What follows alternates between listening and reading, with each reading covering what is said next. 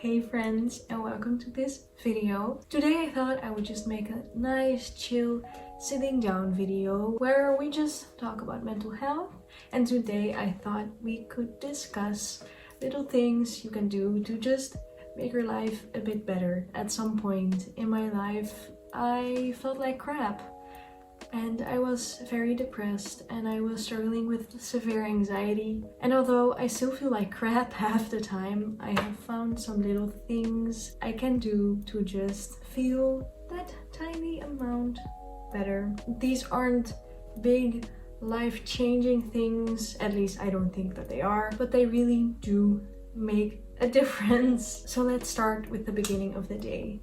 Getting up in the morning. For me, this is very difficult. Whenever I'm having a hard time in my life, I just want to stay in bed, look at Netflix all day. Having something to wake up for is just that little push that I need. And for me, this is walking my dog. But this is different for everybody. For me, it's walking my dog, but for you, it could be having breakfast with someone, having a coffee with someone, calling with someone, or maybe going to a morning class of whatever kind, like yoga or just fitness or whatever. The possibilities are endless, but having something to wake up for and just knowing what you're gonna do right when you get out of bed really helps me so much to just start my day at a time that I want to. Next up is waking up your mind and body gently. This is also kind of tying into the whole morning routine thing. For me, it means doing yoga in the morning. It is very beneficial for me because there is some like back issues within my family, and I already have a messed up back and neck. But it also really helps to wake up my mind a bit, get it going for the day in a really calm and gentle way. But this is again just different for everybody. There is so many more things you could do. Go for a morning walk, go for a morning run, drink a coffee. I don't know, there is so many things you can do to just calmly and gently wake yourself up. Once again, about the morning routine, but also about the rest of your day. Having good meals, and I know that this can be so hard. I think I'm one of the lucky people that is struggling with depression that doesn't have a messed up relationship with food. I used to skip breakfast all throughout my teenage years, and sometimes even lunch, because I just didn't feel hungry. I started eating little bits. I started having juices for breakfast and then smoothies, and eventually my body got more used to it, so then I could just eat normal things. And to me, it always sounds kind of stupid when people say like, oh, just eat better and it'll all be fine, because it won't be fine because you're mentally ill. So but honestly, just having good meals and taking care of that part of myself is very rewarding. And you know, I'm not suddenly cured of my depression or cured of my anxiety, but it feels like that one tiny little thing makes just a very big difference. And if you have a hard time eating or making food for yourself, maybe cook a big batch of one thing on a good day, and you can keep on eating that for all your bad days. If you live with other people, ask your family, ask your roommates to cook a bit more so you can have some. This also very much ties into breakfast. This is the best thing that I started doing a few years ago when I was feeling so bad and I wanted to feel better. Is just make your breakfast the night before. Find a recipe that you like. For me, it's overnight oats or like yogurt with fruit. And it's so much easier just to get out of bed, go to the kitchen, grab it out of the fridge, and you're ready to eat. Next up is try not to socially isolate yourself. This is definitely hard for me. When I feel bad, I just hide in my room for a week straight. What I notice is that just when you talk to people that are around you, they most of the time will either understand or at least try to understand, and they will want to help you. I am very, very fortunate that I have some friends that are there for me. It's so important that you have people around you that care. Just try to talk to people, try to keep in touch with people, tell them that you're feeling bad, and most of the time people will be nice about it and people will try to help. This is kind of controversial. Figure out how many hours of sleep you need a night, what time you prefer to go to bed, and what time you prefer to wake up. You're less tired and your brain works more and you just feel better. And I don't know how to properly explain this because I have not done enough research, but it works. Whenever I have a good night of sleep, I just feel so much better, so much more prepared for the day and whatever might be coming, whatever anxieties I might have, whatever feelings are floating around in my body. I can just handle it way better than when I'm tired. For me, it works to go to bed pretty early and then wake up pretty early. I need a pen. Let me grab a pen. The next one might be kind of hard if you indeed are struggling with your mental health, but it's such an important one. It is standing up for yourself.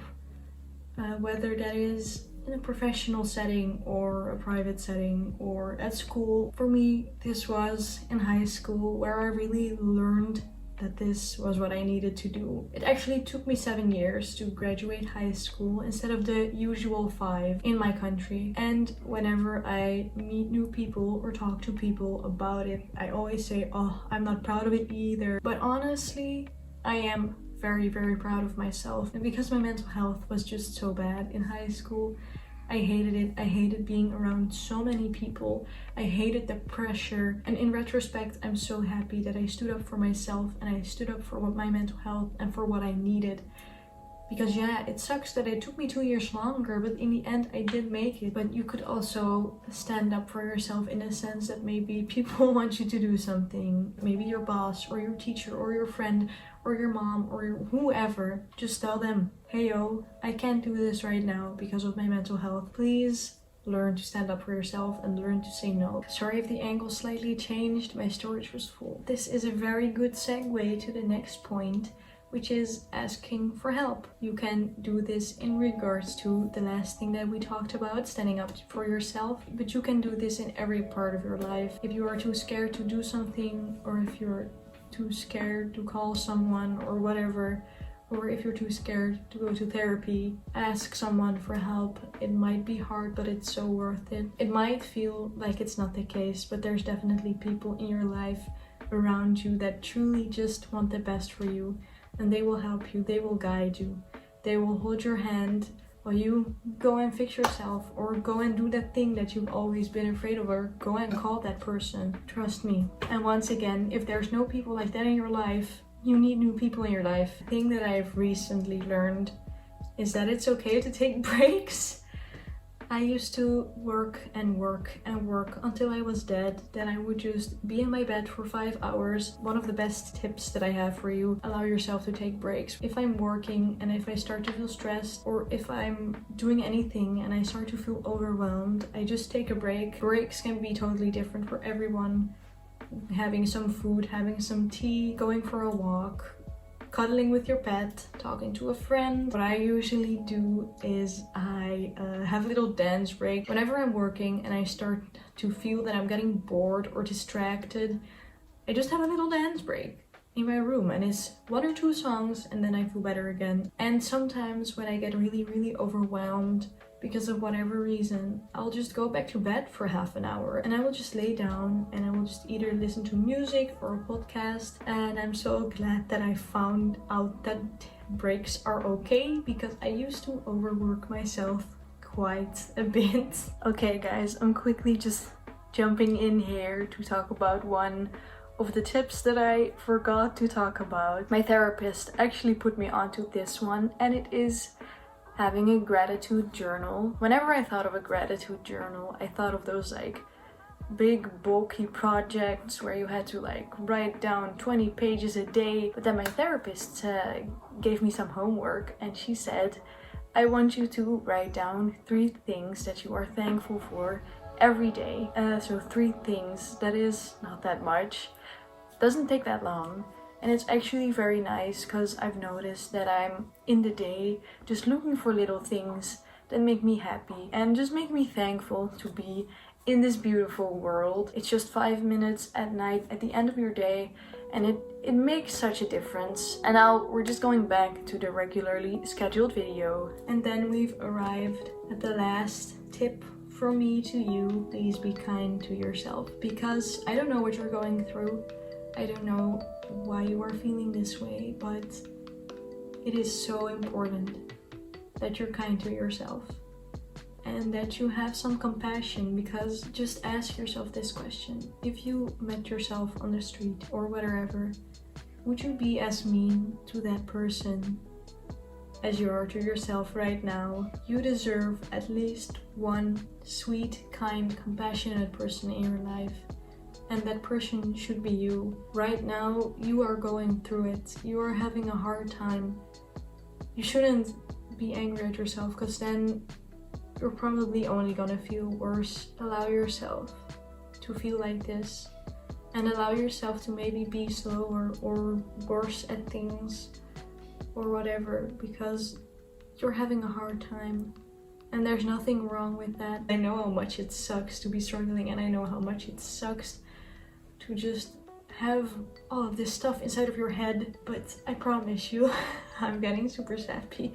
I promise you, it's gonna be okay. I am gonna go before I get too sappy.